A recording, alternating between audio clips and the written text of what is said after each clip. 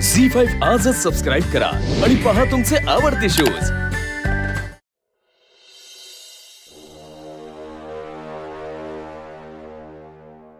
भुवे अगं ते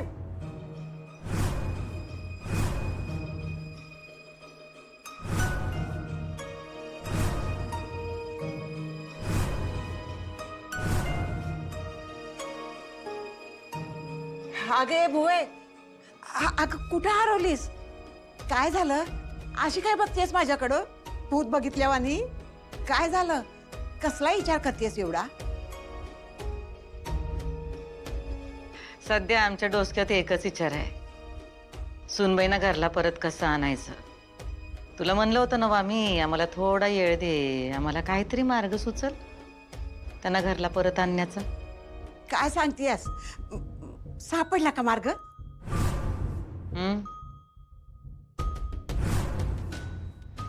सापडला मार्ग, आणि ती एकटी पण। हा कोण ग? सुनबाईना घरला परत आणायला कुणीतरी आपलं माणूस पाहिजे। हा ना, म्हणजे आपलं माणूस पाठवायला पाहिजे, हे बरोबर आहे तुझं भुवी। पण त्या दुर्गीला आता पुन्हा पाठवू नकस।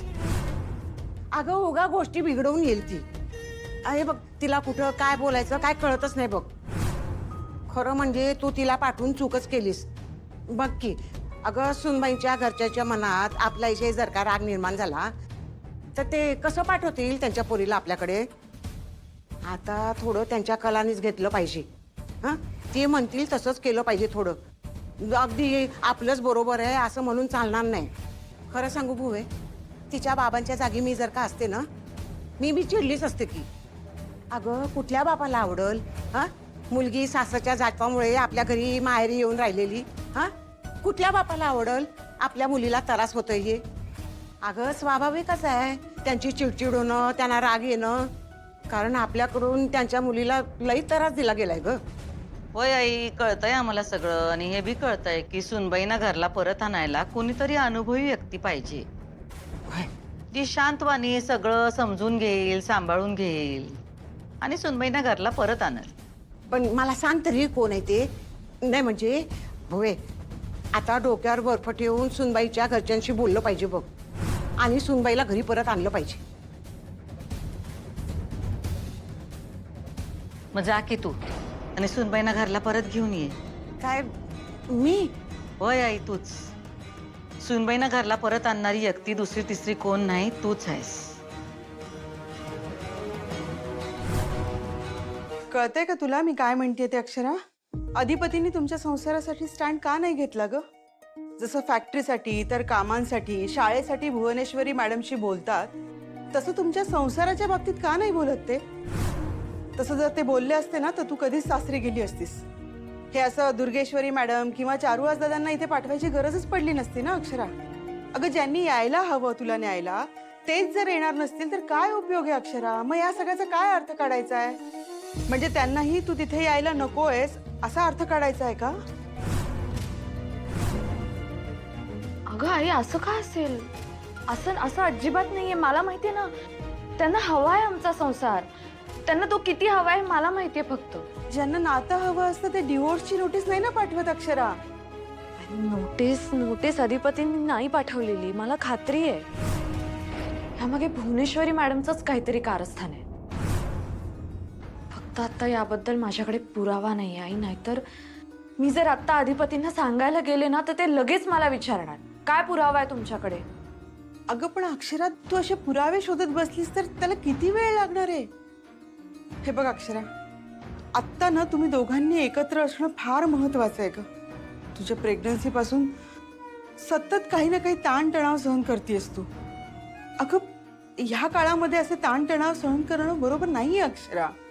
तू कितीही दाखवत नसलीस ना तर या सगळ्याचा तुझ्या मनावर परिणाम होतोय हे कळतंय मला। आणि त्या भुवनेश्वरी मॅडमचं काय ग, त्या काही ना काही कारस्थानं करतच राहणार आहेत, त्या थांबणार नाहीयेत अक्षरा। म्हणून मला असं वाटतं ना की अधिपतींनी इनडायरेक्टली शाळेसाठी जशी मदत केली तसं तरी काहीतरी केलं पाहिजे का अक्षरा? मी जेवढं अधिपतींना ओळखते मला असं वाटलं होतं, नाही मला खात्री होती की ते स्वतः येतील आणि तुला घेऊन जातील। अगं अक्षू, आई मला खात्री आहे ते मला न्यायला येणार आहे। ते फक्त योग्य वेळेची वाट बघत असणार आहेत। कारण ते भुवनेश्वरी मॅडमना दुखावून काहीच नाही करणार. अक्षरा, हे बघ, मला मान्य आहे की भुवनेश्वरी मॅडमनी त्यांना खूप प्रेम दिलंय, खूप माया दिली आहे. भुवनेश्वरी मॅडम जे सांगतात तेच ते ऐकतात, हे सगळं मला मान्य आहे अगं अक्षरा. पण हे कुठेतरी थांबलं पाहिजे ना. हां, अगं आई साहेब का बायको यातलं काहीतरी एक ठरवलं पाहिजे ना. हे बघ, त्यांच्या नात्यामध्ये आम्हाला यायचं नाहीये, त्यांचं नातं त्यांच्यापाशी. आमचं फक्त एवढंच म्हणणं आहे अक्षरा की ते जर बायकोला महत्व देत नसतील तर काय उपयोग आहे या नात्याचा. असं नाही, अधिपतींना आमच्या नात्याचं महत्व आहे. हे बघ, जेव्हा आमच्यात भांडणं झाली तेव्हा अधिपती मला असं नाही म्हटले की तुम्ही घराबाहेर जा. ते मला असं म्हटले की आपल्यात सतत भांडणं होत राहतील कारण तुमचं आणि माझं आई साहेबांबद्दलचं मत वेगळं आहे. त्याविषयी आपलं एकमत होणार नाहीये आता. त्यामुळे रोज उठून भांडत बसण्यापेक्षा मी घराबाहेर जातो, तुम्ही इथेच राहा. तेव्हा मी म्हटलं आई त्यांना की हे घर तुमचं आहे, तुम्ही कशाला बाहेर जाता, मी जाते. आणि मी सोडलं माझंच घर. पण तो निर्णय माझा होता आणि ती माझी सगळ्यात मोठी चूक झाली. मला आत्ता कळतंय. तुम्ही अधिपतींवर चिडचिड करताय पण त्यांनी नाही मला घराबाहेर काढलं, मी स्वतः घराबाहेर पडली माझ्या. अगं पण मागच्या काही दिवसांमध्ये काही चांगलं घडलंही नाही ना अक्षरा. उलट डिवोर्सची नोटीस आली आपल्यापर्यंत. हे जर आत्ताच थांबलं नाही ना अक्षू, तर गोष्टी हाताबाहेर जातील अगं. हे बघ, तुझं बाळ जन्माला येण्याआधी हे सगळं संपलं पाहिजे ग. ते बाळ जन्माला आल्यानंतर आई वडिलांनी एकत्र त्याच्यासोबत राहायला हवंय. हे डिवोर्सची नोटीस वगैरे हे सगळं ऐकायलाही नको वाटतं ग. कसं हसत खेळत एकत्र, भलेही भांडत का होईना पण एकत्र राहा, एवढंच आमचं म्हणणं आहे. हे असं वेगळं होण्याची भाषा नकोय ग अक्षरा. आई, असं नाही होणार, असं काही होणार नाही.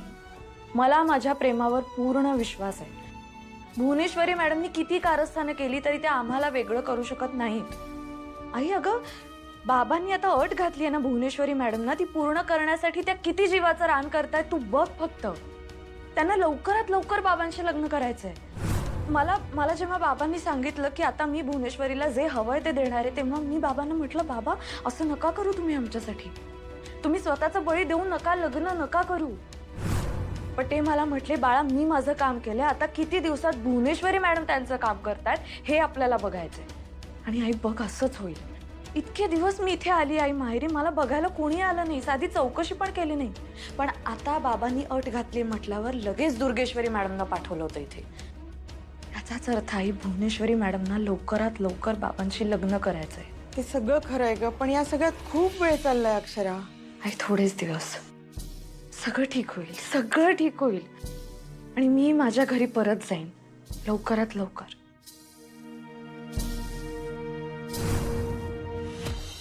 सुनबाईना घरला परत आणणारी व्यक्ती दुसरी तिसरी कोण नाही आई, तूच आहेस.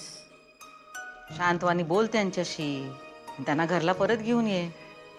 तुला पण त्या घरला परत यायला हव्याच होत्या नाही का? वय की मला ती घरला परत यायला पाहिजेच आहे. अगं अधिपतीचा हाल बघवत नाही ग. अगं तो तुझ्यासमोर दाखवत नसेल त्रास होतोय ते, पण बायको घरात नाही याचा मनातल्या मनात त्रास होत असेल ना त्याला. मग आता त्यांचा त्रास संपवू आपण. तू जा आणि सुनबाईना घरला घेऊन ये, कारण सुनबाई घरला आल्या बिगर तुझ्या लेकीचा संसार काही सुरू होणार नाही. तू आम्हाला जे काही समजवलंस का नाही ते आम्हाला पटलंय. हा, आता बाकी कोणता बी विषय डोसक्यात घेऊन काय बी होणार नाही. झी5 आजच सबस्क्राईब करा आणि पहा तुमचे आवडते शोज